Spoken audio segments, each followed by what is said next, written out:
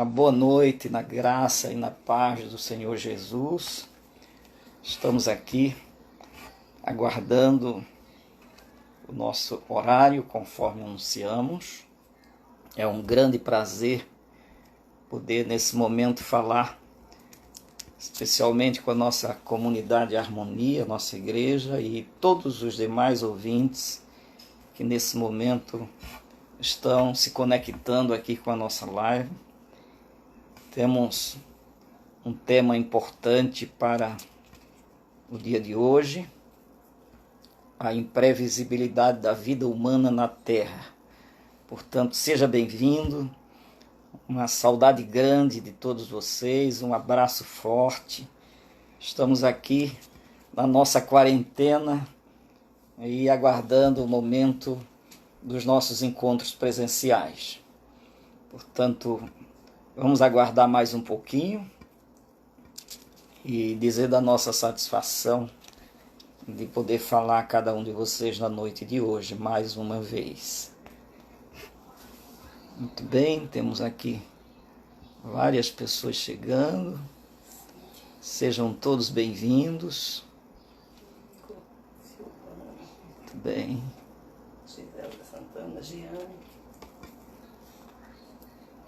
A Vânia, a Rosineide, seja bem-vinda. Nosso pastor Santana ali, muito bem. Satisfação grande poder falar com vocês. Uma alegria recebê-los aqui na nossa live. Michele, irmão Francisco Pedrosa, muito bem.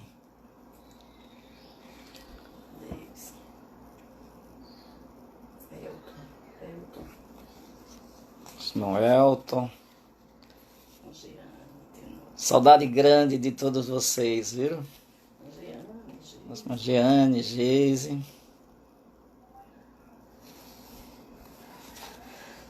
Muito bem. Que a graça de Jesus esteja sobre a vida de cada uma e de cada um. Muito bem. Bom, pessoal, conforme a gente tinha anunciado, vamos ao nosso tema, não é? Hoje o tema é a imprevisibilidade da vida humana na Terra. Há alguns enganos acerca da vida de um servo de Deus, por exemplo. Eu quero ler um texto da Bíblia para a gente posicionar a nossa reflexão de hoje, que é Eclesiastes 9, a partir do verso 11, que diz assim, aliás não, é o verso 11 apenas, que diz assim: observei ainda e notei que debaixo do sol os velozes nem sempre vencem a corrida. Os mais fortes nem sempre triunfam nas batalhas. Os sábios nem sempre têm com o que se alimentar. Nem a fortuna acompanha sempre os prudentes. Nem os bem instruídos e inteligentes têm garantia de prestígio e honra, pois o tempo e o acaso afetam a todos indistintamente. Este texto bíblico vem de encontro com alguns que muitas vezes pensam o seguinte: se eu sou um servo de Deus, tudo para mim vai dar certo, eu não vou passar por grandes traumas nem decepções na vida, e eu vou ter uma vida plena, isso é, eu vou nascer, vou crescer, vou me desenvolver e vou morrer lá com os meus 80, 90 anos de idade. Alguns pensam que se servem a Deus, isso está garantido. E a gente, com esse tema, quer exatamente mostrar que não é bem assim. Não é essa linha reta e plana dessa forma. A vida humana na Terra tem muitos fatores que torna uma coisa complexa e não simples. E esse texto vem mostrar que não há esta linearidade esperada por alguns. No capítulo 8, verso 17, ele chega a dizer: cheguei à seguinte conclusão sobre tudo quanto Deus tem realizado na terra. Ninguém é capaz de compreender o que se faz debaixo do sol. Quer dizer, nós humanos, não temos, por mais fiéis que sejamos, por mais que a gente busque conhecer, não iremos jamais ter um conhecimento pleno das coisas a ponto de explicar todos os fenômenos e ocorrências neste mundo material, neste mundo físico, porque nós vemos apenas uma parte. Ainda no livro de Cantares, aliás, de Eclesiastes, nesse mesmo capítulo 9, ele chega a dizer: o que acontece com o homem bom ocorre também com o pecador. Isso muitas vezes é chocante. A gente vê no Salmo 73, por exemplo, o salmista dizendo o seguinte: ele começou a observar a vida de um ímpio, de uma pessoa que não temia Deus e até blasfemava de Deus, isso fica claro no decorrer do Salmo, blasfemava contra os céus, indagava que Deus não estava vendo, enfim. E essa pessoa, do ponto de vista material, estava muito bem.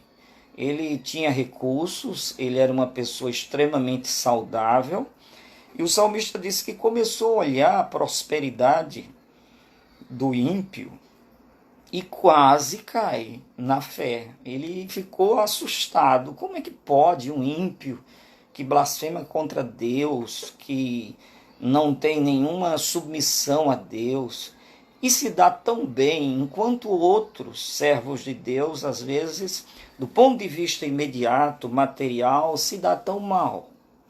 O que é que está acontecendo? Então ele foi olhar para isso e terminou que ia fraquejando, disse ele, na fé, até que entrou na presença de Deus e possivelmente em oração, ele compreendeu que o fim dos ímpios chegaria de modo decepcionante, apesar dos bens que pudessem conquistar, da vida até longa na terra que pudesse ter, porém o final seria trágico. Ele concluiu isso finalmente, porque Deuteronômio no capítulo 29, o verso 29, diz que existem as coisas reveladas, que estas são para nós, Deus nos revela através de N formas, mas existem muitas coisas ocultas, que não está tudo tão claro como se pode, às vezes, ouvir alguém dizendo, porque a gente conhece hoje em parte conhecemos, em parte profetizamos. Haverá o momento para aqueles que obedecem a Deus, que conhecerão profundamente na dimensão espiritual quando nós partirmos daqui. O William Shakespeare chegou a dizer o seguinte: há mais coisas entre o céu e a terra do que pode imaginar a nossa vã filosofia. Existe muita coisa que a gente não conhece e Deus está tratando disso, e de repente a gente pode se assustar com algumas ocorrências na vida humana e até questionar por que isso me ocorreu. Se eu sou servo de Deus, por que estou sofrendo? Por que essa pandemia me alcançou se eu sou uma pessoa obediente a Deus? Alguém pode, diante desse quadro que estamos vivendo, vir a questionar coisas dessa natureza. e a gente precisa exatamente pontuar que é possível sim um justo sofrer. E é isso que eu gostaria de dizer, que dar alguns exemplos na noite de hoje para a gente se situar com relação a essa questão. Porque tem coisas que são reveladas a nós e coisas que são ocultas. E é do interesse divino que ela seja oculta, que ela continue oculta, para o nosso bem. Imagine, se Deus nos revelasse tudo, nós, momentos, ficaríamos eufóricos ou entraríamos em depressão profunda. Iríamos para esses dois extremos, porque nós estamos nesse mundo numa contagem regressiva, enfrentando sofreguidões as mais diversas, e num processo do ponto de vista físico, nós estamos decrescendo. À medida que os anos passam, nós vamos perdendo essa estrutura física. E se nós esperarmos por Deus somente nesta vida material, a Bíblia já diz que nós seríamos os mais miseráveis de todos os homens. Então a gente precisa extrapolar isso, transcender a matéria, para enfim encontrar o verdadeiro significado da vida. Porque, como disse, tem coisas que são ocultas. Lembram dos discípulos chegando para Jesus lá em Atos, capítulo 1, e perguntando, não é? Verso 7, ele lhes afirmou: não vos compete saber as épocas e as datas que o Pai estabeleceu por sua exclusiva autoridade. Tem muita coisa nos acontecendo, nos afetando, e que não compete a gente compreendê-las, porque elas são determinações de Deus ao nosso respeito, as quais não nos compete saber. Quando ele disse nem o dia nem a hora, em relação à vinda, o retorno dele, tem muitas coisas também que ele jamais vai nos revelar o dia e a hora. Nós não teríamos capacidade de digerir essa informação sem entrar num processo, como já disse, ou de euforismo ou de depressão. Então ele vai, nada melhor para nós os humanos do que um dia depois do outro, e aí sim as coisas vão clareando, vão se explicando às vezes na caminhada. Ele não pode jamais revelar tudo, como já disse, nós não teríamos estrutura para administrar todas essas coisas. Então Deus é sábio e Ele vai lidando com a gente, e nós temos que dormir com esse barulho muitas vezes, com a imprevisibilidade das coisas, confiando. A fé é que nos estrutura. E aí eu quero dar para vocês alguns exemplos. Vamos começar com Maria. Vocês já imaginaram uma pessoa mais privilegiada do que foi Maria?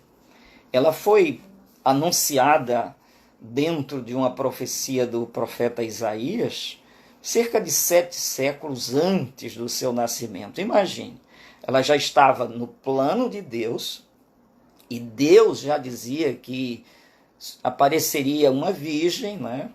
E que daria à luz um filho. E chega o momento, depois de todo esse planejamento divino, chega o momento que o anjo Gabriel chega para ela e lhe diz: salve agraciada, o Senhor é contigo. E ali ele faz a promessa de que ela haveria de conceber, dar à luz um filho, e que aquele menino seria filho de Deus. Imagine o privilégio.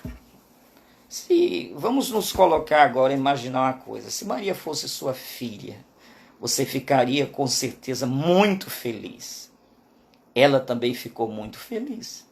Ela chegou o momento de dizer que todos a chamariam de bem-aventurada. E de fato foi. Mas vamos analisar que ela não sabia de tudo.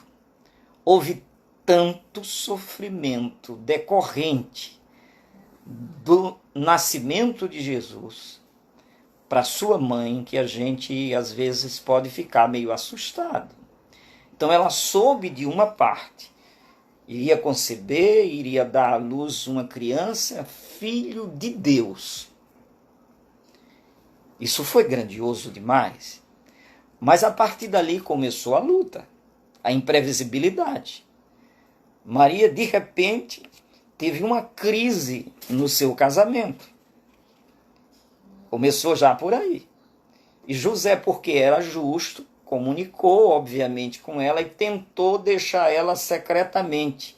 Até porque, se ele publica isso, o que aconteceria, Maria também teria o risco de ser apedrejada.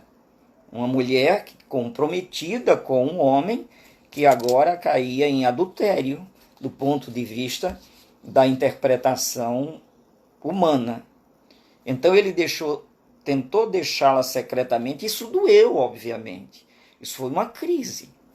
Olha a coisa se desenrolando. De repente, ela se vê também agora, ainda bem que o Senhor vai, se revela a José, comunica para ele que ele não tivesse medo de receber Maria, sua mulher, explicou que o que nela estava gerado era do Espírito Santo, ele compreendeu, essa etapa foi vencida.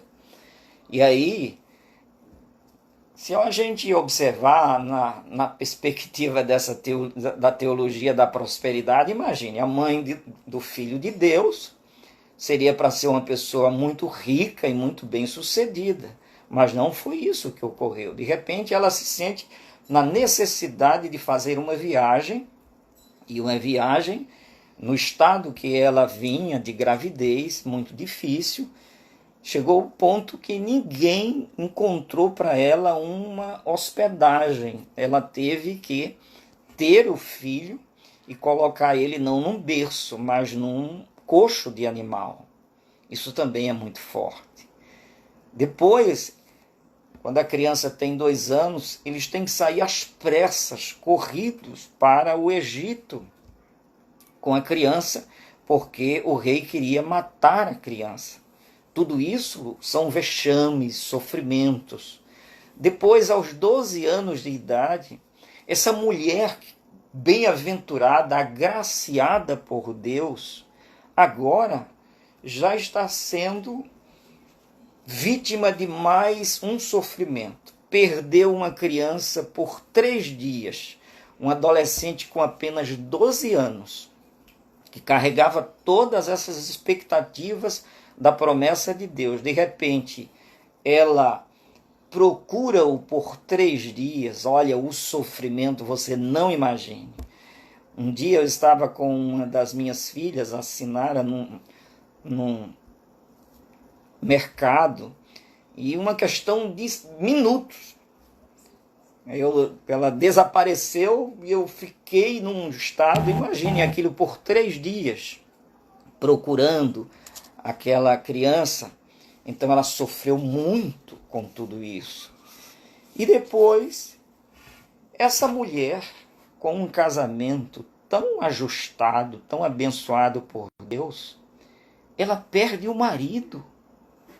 Ela se tornou uma viúva.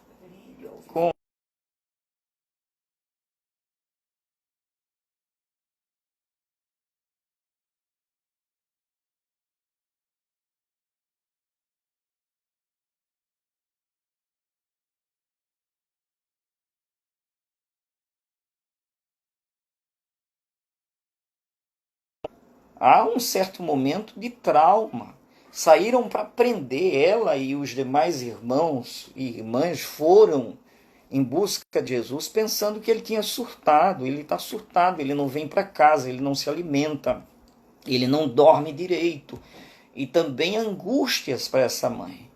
De repente, ela vai enfrentar aquela via cruz, que não foi nada fácil, não é? Como para ninguém foi fácil aquela injustiça cometida com Jesus, e ela teve que passar por tudo isso. e foi morar de favor na casa de João.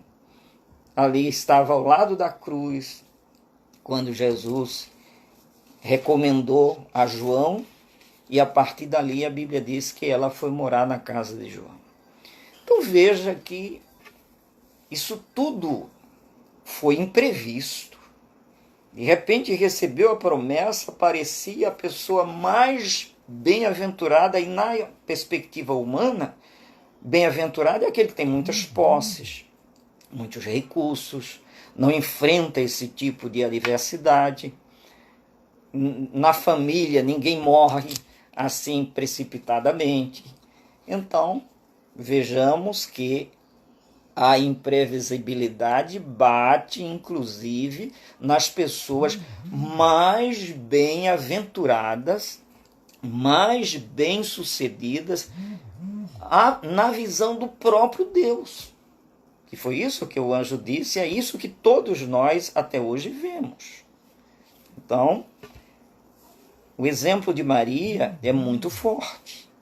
Do próprio José, que fez esse casamento, que construiu família e que de repente teve que deixar para trás e partiu. Uma outra pessoa que a gente poderia dar aqui como exemplo, João Batista. Também foi citado na profecia de Isaías, como já disse, cerca de 7 séculos antes. Ele já era apontado como a voz do que clama no deserto. E esse menino nasce como um verdadeiro milagre de Deus, porque tanto o pai Zacarias como a mãe Isabel já eram de idade avançada, eles já tinham passado essa fase normal de se conceber, e Deus lhe fez uma promessa dizendo que ele teria um filho e que esse menino seria grande e seria para alegria. Veja o que diz aqui em Lucas 1. Não tenha medo, Zacarias, sua oração foi ouvida, Isabel, sua mulher, dará a você um filho, e você lhe dará o nome de João. Ele será motivo de prazer e de alegria para você, e muitos se alegrarão por causa do nascimento dele, pois será grande aos olhos do Senhor. Esse é João Batista. Esse menino nasce cercado de mistérios, não é? Porque o pai questionou uma coisa lá e ficou mudo, voltou a falar quando a criança nasceu. E esse moço, cercado de tantas promessas, ele não foi para o palácio, ele não foi para um palacete, ele não se vestiu com vestes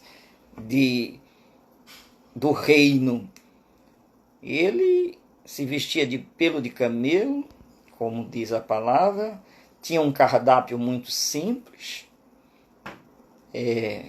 gafanhoto e mel silvestre, e habitou no deserto, num lugar não confortável. O próprio Jesus disse que os que se vestem com vestes tão especiais não estão no deserto, estão nos palácios. Então ele, cercado de mistério, de milagres e de promessas, agora vivendo uma vida simples no deserto. E com uma grande missão. A missão de ser o precursor de Jesus, que de fato foi. Este homem tão jovem, com apenas cerca de 30 anos, tendo uma história de pregação no deserto, chamando o povo ao arrependimento, batizando o povo, até que viu vir Jesus.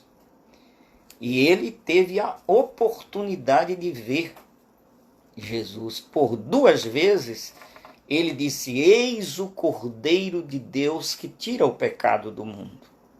Ele repetiu isso. Ele disse de Jesus, que Jesus era tão maior que ele não tinha condição de desatar as suas sandálias. Jesus veio a ele para o batismo e ele disse: não, eu preciso ir a ti e tu vens a mim? E por explicação de Jesus, ele batizou Jesus no Jordão e teve o privilégio de ver uma cena onde aparece a Trindade. Ele, batizando Jesus nas águas do Jordão, ele viu o Espírito Santo vir sobre Jesus em forma de uma pomba, e ao mesmo tempo em que ele, com Jesus nas águas, o Espírito Santo pousando sobre Jesus, e a voz divina bradando em cima: este é o meu filho amado, em quem tenho todo o prazer. Então veja que privilégio grandioso teve esse homem. E ele foi firme na palavra. Resultado, aos cerca dos 30 anos de idade, veja que imprevisibilidade, esse homem agora é preso, está no cárcere. E como humano, imagine os questionamentos de João. Eu, o precursor, como ele chegou mesmo a dizer, quando questionado, ele disse: eu sou a voz do que clama no deserto. Ele estava encaixado nas profecias, ele não falhou na sua missão, ele cumpriu a sua missão. E de repente coube a Deus, que nós não conseguimos conhecer todos esses mistérios, como já disse, existem coisas reveladas e não reveladas. Essas coisas não estavam reveladas para João. É tanto que quando ele se viu fora de cena, ele que se preparou, ele que foi objeto do cumprimento da promessa de Deus, ele que foi esse instrumento nas mãos de Deus para abrir o caminho para Jesus. E depois, logo, no começo do ministério de Jesus, ele agora é preso. E ele se vê fora de cena. Possivelmente vieram os questionamentos, apesar de ter visto, ter anunciado, ter apontado como o Cordeiro de Deus. Mas o humano, João era tão humano quanto eu e quanto você. Tinha muita coisa que não estava esclarecida para ele na caminhada. De repente, preso, ele começa a fazer alguns questionamentos. Será? Se eu devo ficar aqui mesmo? Por que tão novo, aos 30 anos, tendo sido preparado para isso? Agora fora do combate. Então vem as dúvidas. E ele mandou 2 discípulos perguntar: és tu mesmo o Cristo? Ou devemos aguardar um outro? E é quando Jesus opera milagres diante dos olhos dos discípulos e manda levar uma mensagem para João, dizendo o que tinha visto Jesus fazer. E João não saiu da prisão, amigos. João, o que saiu de lá foi a cabeça dele pedida por uma mulher adúltera, maligna. A cabeça num prato levada para um ambiente onde havia promiscuidade de todos os lugares, onde havia um banquete. Isso é chocante para muita gente, não? Parece tudo perdido. Nada foi perdido. Nada absolutamente. Mas é chocante.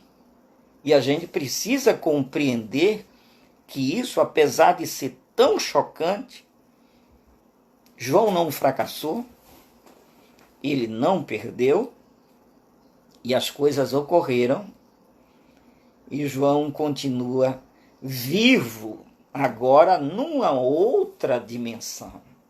Então a importância da eternidade, quando Jesus falou acerca de João e deu o seu testemunho, ele disse uma coisa importante em Mateus 11. Ele disse que João era muito mais do que um profeta, nas palavras de Jesus. Ele ainda estava vivo. João era muito mais do que um profeta.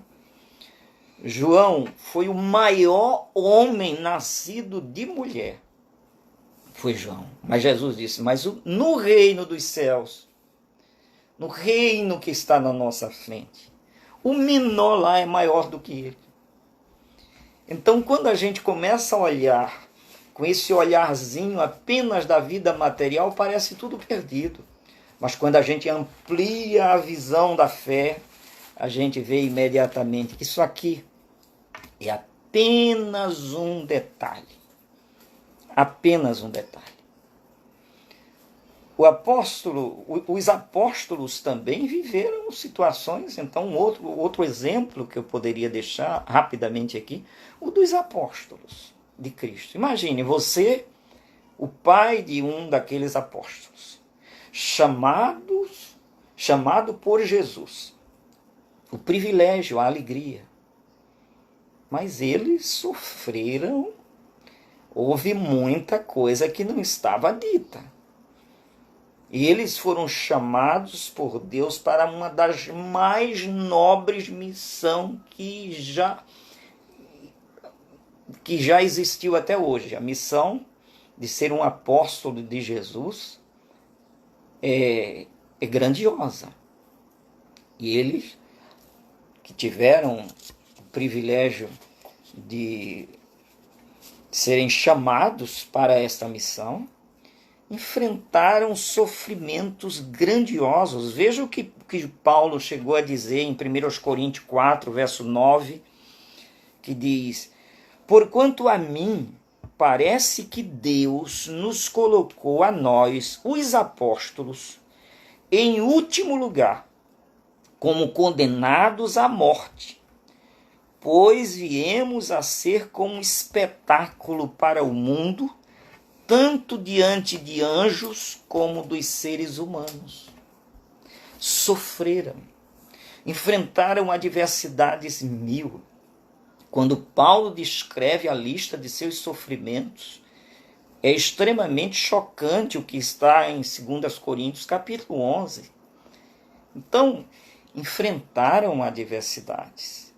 Porém, eles tinham uma força muito maior do que os sofrimentos, a força da fé, da convicção de que este mundo passaria rapidamente e que eles adentrariam no gozo celestial, que é o que mais interessa.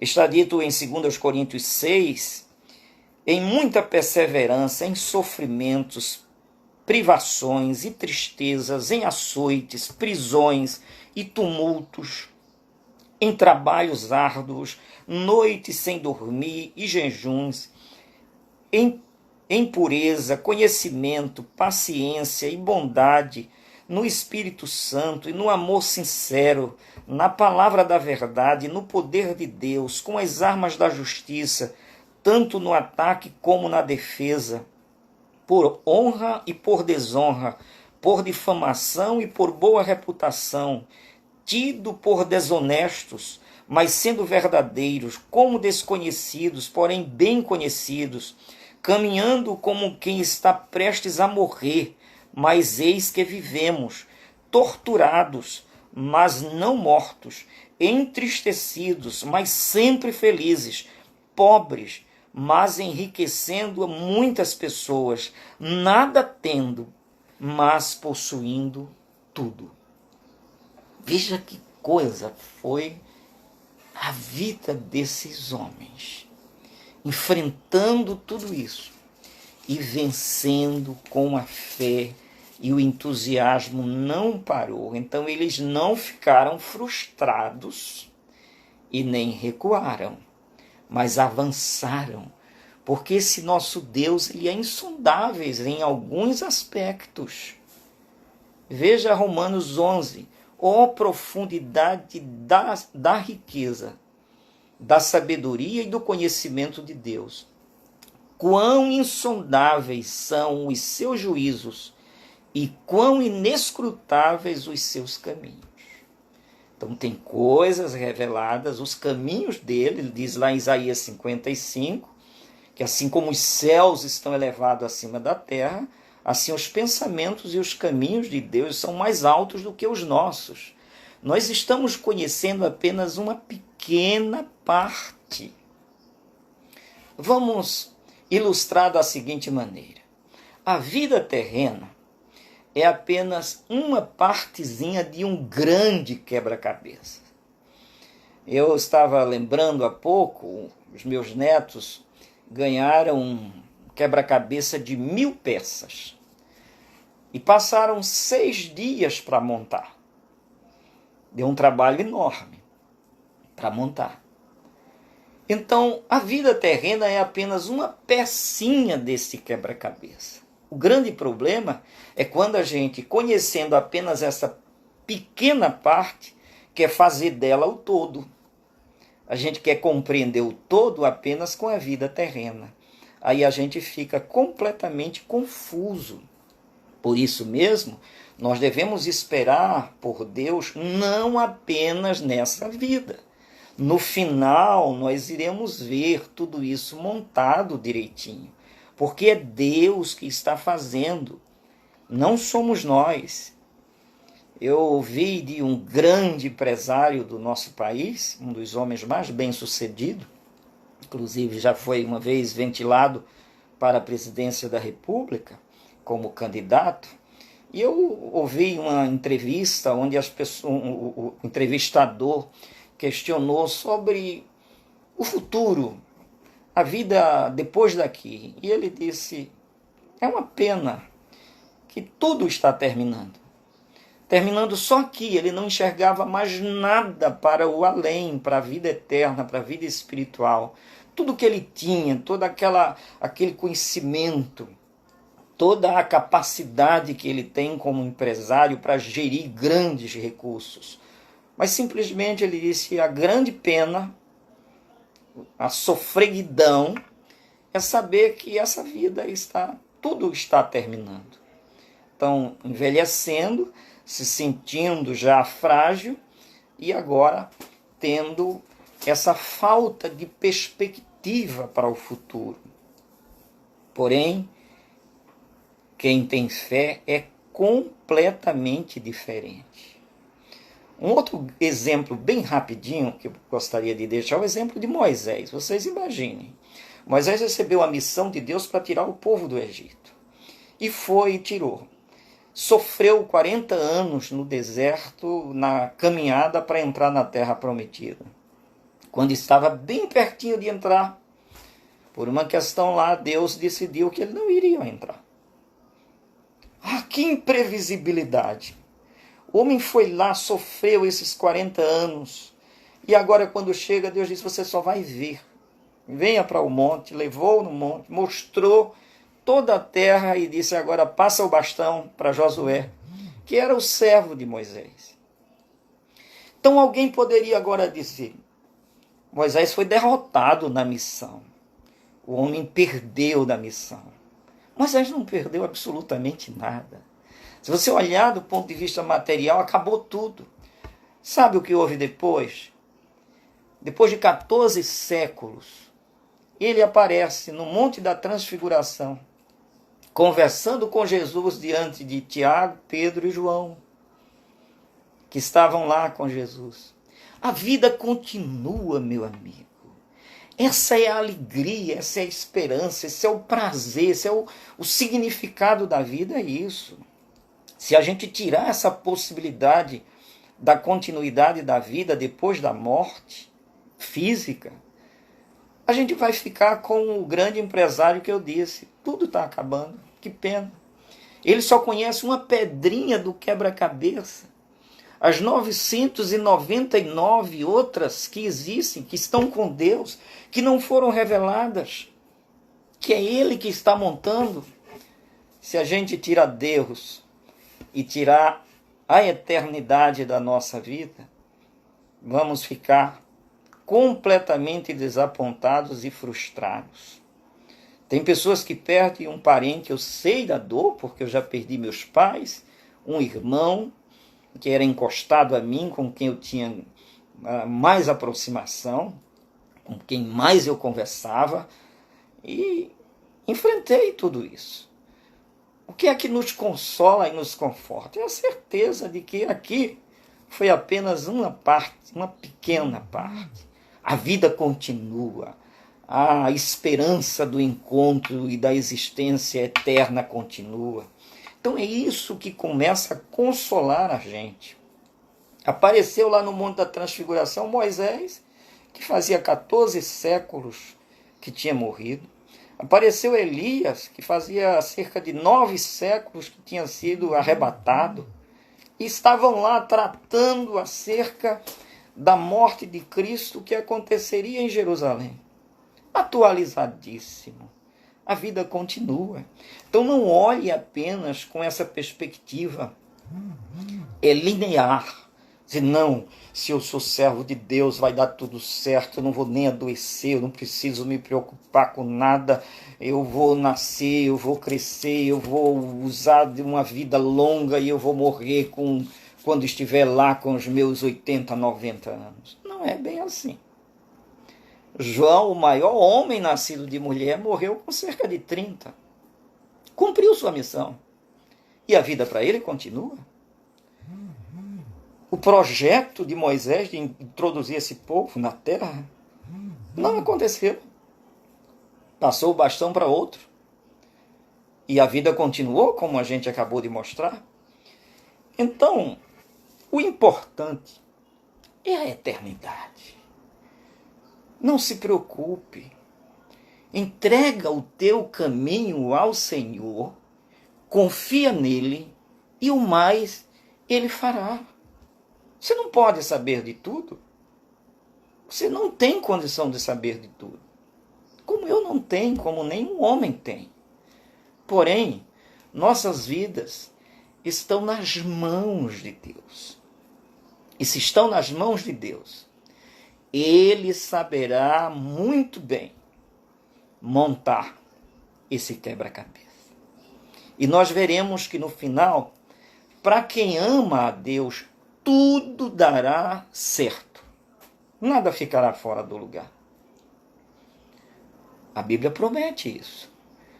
Todas as coisas juntas contribuem para o bem daqueles que amam a Deus. Se você ama a Deus, e essa é a nossa chamada hoje, coloca Deus em primeiro lugar na tua vida. Viva o dia de hoje com a alegria no coração, fazendo o seu melhor. E enfrente o amanhã, venha o que vier. O apóstolo Paulo disse, Ele, Deus, será glorificado na minha vida, no meu corpo, seja pela vida, seja pela morte. Porque a morte já não nos mata mais. Se nós cremos em Cristo, quem ouve a minha palavra e crê naquele que me enviou, tem a vida eterna, não entrará mais em condenação, passou da morte para a vida. Então isso já nos aconteceu. Então vamos viver o dia de hoje, confiando no Senhor. E se houver uma morte trágica, como foi a de João Batista, humilhante, não foi? Você não acha? Porém, Jesus Cristo disse, esse homem que foi mais do que um profeta, esse que foi o maior homem, ele foi para um lugar que o menor lá é muito maior do que ele aqui. Então nós vamos para um lugar de glória. Fica firme, não desanime. Deus colocou no nosso coração o desejo da eternidade. Isso sim. E nós jamais pereceremos. Está dito em Eclesiastes 3:11. Ele fez tudo apropriado a seu tempo. Também colocou no coração do homem o desejo profundo pela eternidade. Então, não é a morte que vai nos matar, que vai nos tirar de cena. Nós passaremos para uma outra dimensão, se for o caso. Porque uma coisa está garantida. 1 de João 2:25. E esta é a promessa que ele nos fez, a vida eterna. Ele não chegou aqui e disse, olha, quem me seguir vai dar tudo certo para ele, não vai ter aflição, não vai ter frustração, não vai ter dores, não vai enfrentar adversidade. Essa teologia da prosperidade é uma distorção da palavra de Deus. Completa. A mãe de Jesus não gozou essa prosperidade. Do contrário, ela seria a maior fazendeira do mundo. O marido dela talvez tivessem que morrer num dia só, tudo perfeito, tudo ajustado. Não foi assim. Foi morar de favor. O filho providenciou um lugar para ela, estava pendurado na cruz. Ela não tinha essa visibilidade, para onde é que eu vou? Aquilo foi decidido por Jesus na cruz. E você quer que dê tudo certo para você? Um parente que morreu há décadas, você até hoje diz, perdi a vida, fiquei sem chão e sem teto. Meu irmão, minha irmã, levanta a cabeça. Quem tem fé faz diferente. Sofre, sofre. Não estou aqui subestimando a dor de um luto. Absolutamente não. Seria uma barbaridade isso. Porém, nós temos que fazer essa superação porque as pessoas que se foram não se perderam. Vocês lembram de Jó? Jó teve tudo em dobro. O gado dele, o número exato foi dobrado, teve tudo em dobro, menos os filhos. Ele só teve a mesma quantidade de filhos, que por sua vez se tornou também em dobro, porque os filhos não se perdem. Ele sacrificava em favor dos filhos, ele cuidava da vida espiritual, eles morreram tragicamente, porém foram levados para a glória celestial. E Jó teve também os filhos em dobro, porque os que foram não se perderam. O gado se perdeu, as jumentas se perderam. Ele recebeu tudo em dobro, mas os filhos, não. Ele teve a mesma quantidade, porque aí, somando os que se foram com os que ele recebeu, deu o dobro também. Então fica tranquilo, fica tranquila. Vamos descansar no Senhor, porque a promessa que Ele nos fez foi a vida eterna. E o testemunho é este, que Deus nos concedeu a vida eterna, e essa vida está em seu Filho. Jesus diz em João 10:28, eu lhes dou a vida eterna, e eles nunca perecerão, tampouco ninguém as poderá arrancar da minha mão. Então veja que nós estamos seguros em Jesus, que por sua vez nos garante a vida eterna. João escrevendo disse, estas orientações vos escrevi a fim de saberdes que tendes a vida eterna. E vós outros que credes em o nome do Filho de Deus. Nós cremos em Jesus como nosso Salvador.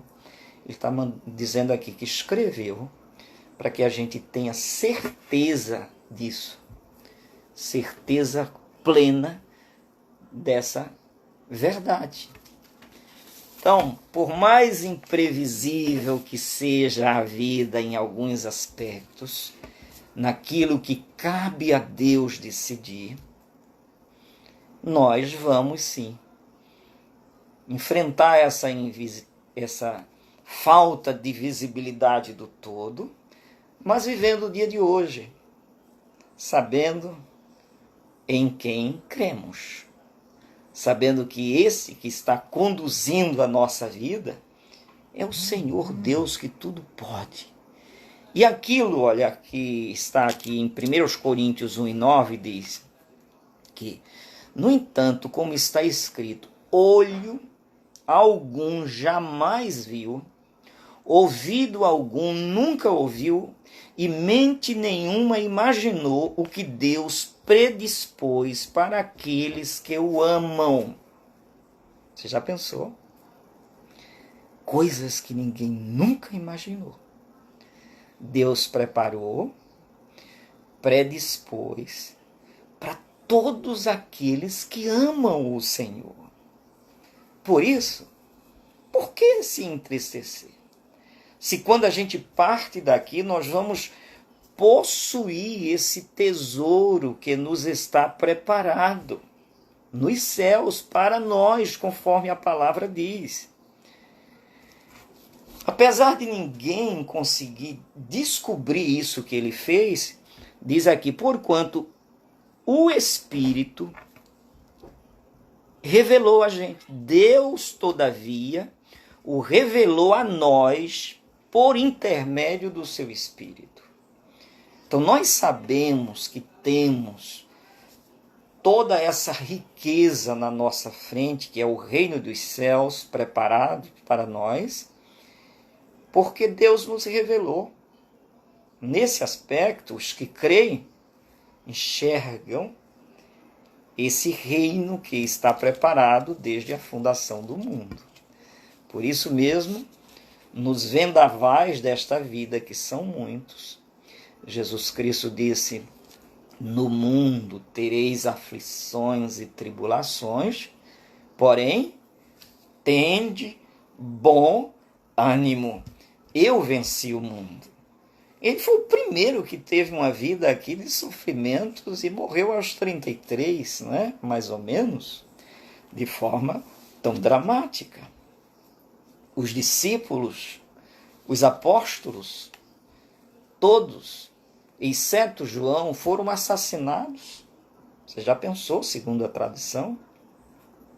Eles não morreram de morte natural. Aí imagine você, o parente que estava vibrando agora, meu irmão, é apóstolo de Jesus, vai ficar na história, e ficou. De repente tem que enfrentar uma morte trágica dessa pessoa que foi motivo de tanta alegria. Como fazer para superar? Crer na eternidade. Saber que isso foi apenas uma pequena parte. O ruim é quando a gente conhece uma mínima parte e quer interpretar essa mínima parte como o todo. Quem conhece o todo é Deus. Então vamos honrar a Deus, glorificar o seu nome e viver nesse mundo, enfrentando as adversidades e tendo bom ânimo, porque assim como Jesus venceu, nós venceremos também, apesar da invisibilidade. Que Deus nos abençoe, nos ajude, muito grato aí por sua atenção durante todo esse período. Nós vamos agora encerrar com uma palavra de oração, pedindo em favor daqueles que estão enfrentando enfermidades, talvez alguns estejam agora até sofrendo as consequências dessa pandemia, diretamente na pele, além de todos os sofrimentos advindos desta quarentena. Porém, vamos sair dela com muito mais cuidado, reconhecendo a nossa total dependência de Deus e nos colocando nas mãos dele, a fim de que sejamos instrumento de bênção, meio de bênção para outros, fazendo o nosso melhor. Aquilo que está dentro do nosso possível, nós iremos fazer com alegria e iremos, sim, enfrentar as coisas pela fé. A fé é a vitória que vence o mundo. Se não houver fé, é claro que a gente vai ficar com essa visãozinha míope, pequena, dizendo, tudo está perdido. E se partir alguém nosso, aí as pessoas sucumbem. Não. As pessoas que se foram, se temem a Deus, estão guardadas, estão num lugar muitíssimo melhor. O próprio apóstolo Paulo chegou a dizer isso. Apesar dele ver e enfrentar muitas dores, ele tinha a convicção e chegou ao final da sua caminhada dizendo: combati o bom combate, acabei a carreira, mas guardei a fé. Vamos em frente, em nome de Jesus. Vamos orar nesse instante. Querido Deus, pedimos uma bênção especial para cada um que nos ouve nesta hora, para as suas respectivas famílias, a fim de que sejam ajudados, socorridos em tempo oportuno. Possam crer na tua provisão e nas tuas providências e na tua proteção. E diante das adversidades, possam enfrentar, sabendo que nada está perdido. Assim como Estevão, que sendo apedrejado como foi, aparentemente derrotado, porém, na hora da sua partida, ele teve o privilégio de receber uma visão mostrando os céus abertos e Jesus, a pessoa bendita do Senhor, à direita do Pai, em pé. E ele, nesta força do Senhor e investido da fé, chegou a pedir o perdão para aqueles que o apedrejavam. E ali ele partiu, ele morreu apedrejado, mas foi para a glória do Senhor. Concede força e graça a cada um que está enfrentando a adversidade, para jamais desistir, mas continuar na jornada da vida com fé, com alegria, sabendo que nada nos afastará do teu amor, é o que te pedimos agora. Cura os enfermos, restaure aqueles que estão tristes e abatidos e renove a fé no coração de cada um, é o que te pedimos em nome de Jesus. Amém e amém. Deus abençoe a todos. Foi muito bom tê-los aqui. As mensagens eu vou observar direitinho cada uma. Desculpem aí, a gente não teve aqui o tempo para ler cada uma, observação e mensagem e cumprimento de cada um de vocês, mas o farei em seguida aqui. O grande amor de Deus, o nosso maravilhoso Pai, a graça de Jesus e as consolações do Espírito Santo de Deus sejam derramadas sobre cada um de nós, hoje e para todo sempre, porque afinal a vida eterna é nossa em Cristo Jesus. Amém, muito obrigado, Deus abençoe.